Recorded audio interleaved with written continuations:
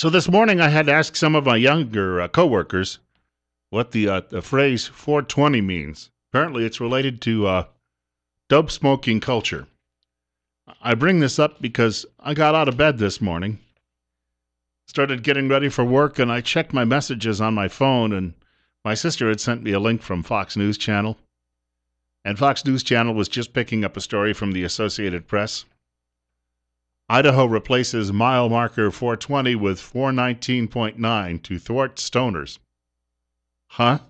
So, of course, we had the bear story that was picked up by Fox as well the other day. The bear poking its head through the doggy door. My niece took that photograph.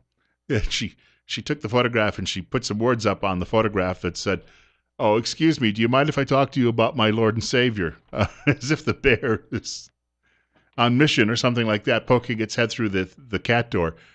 But this story got picked up about the sign being changed on a highway.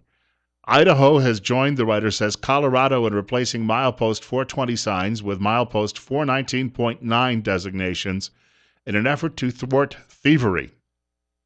Adam Rush of the Idaho Transportation Department says officials have replaced the old sign along U.S. Highway 95 with mile 419.9 just south of Coeur d'Alene. By the way, Adam Rush, I don't think in that job, when you're working usually as a spokesperson for one of these state departments, you're not in any rush at all. Usually you knew somebody within party politics or you had a relative and you were working at a local newspaper where you were making $18,000 a year and your father wasn't happy with you about it. So, your friend in the legislature got you a job. And so now you're making, $75,000 a year answering questions about stoners. Most highways, the writer says, in the country don't cover more than 400 miles. The number 420 has long been associated, the writer says, with marijuana, though its origins as a shorthand for pot are murky. So I got curious about this. Was it that when somebody was buying a bag of marijuana, somebody would say, well, you can get it for $20?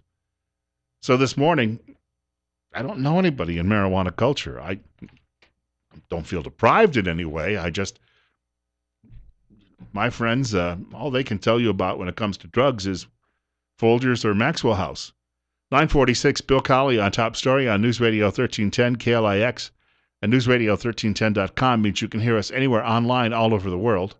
It's 62. So I walked by Benito Baez's office, and, Benito's a very clean-cut young man. Well, all right, he's got a goatee, but he goes to church on Sundays and very well behaved and doesn't stay out late at night. Well, of course, his job prevents that, too. Benito didn't know. And as I was asking him, a young woman in our sales office overheard the conversation. Because according to AP, no one knows where 420 came from. And the young woman walked down the hall and she said, I have the answer. A group of students in California, I don't know if they were college students or high school students, but a group of students in California used to get together to smoke marijuana every day in a parking lot, she explained. And she was telling me, she said that their designation was, we'll meet at 420. So 4:20 p.m. every day, these kids would get together.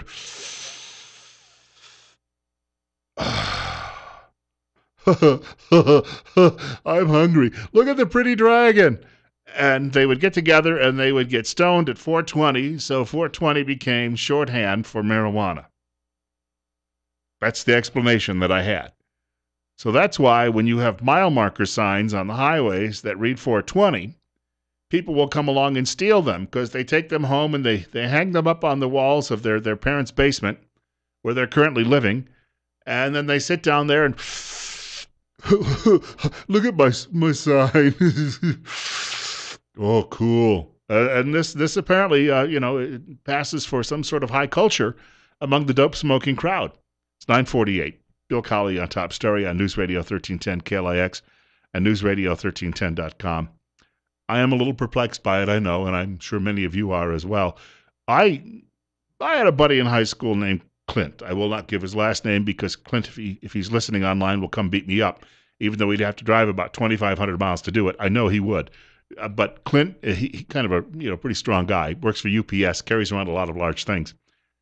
But Clint actually had, how shall we say, pilfered a few signs from around town when we were kids to decorate his bedroom at home. At least that's what he claimed. And yet his best friend, Clint's best friend, happened to be the one of the sons of the local police chief. So I don't know how true that really was, but he made the claim, and we all believed him. And I had a childhood nickname. You may have heard of the baseball player Bump Wills. He was the son of Maury Wills. Well, I was not named after him. My name came along before that. I think I was older, but that was my childhood nickname. And I would drive down the highway, and I would see these yellow signs, these caution signs, and they would read Bump. But I was never tempted to go over and stop and pull one down and throw it in the trunk and speed home so I could go hang it on my wall. What for? Absolutely no reason to do anything like that. It just doesn't make any sense.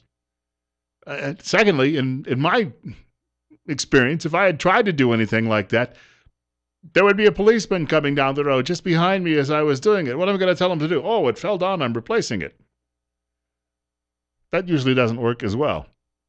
Mike Gallagher coming up in just a couple of minutes. Brought to you exclusively by the financial advisors at Waddell & Reed in Twin Falls.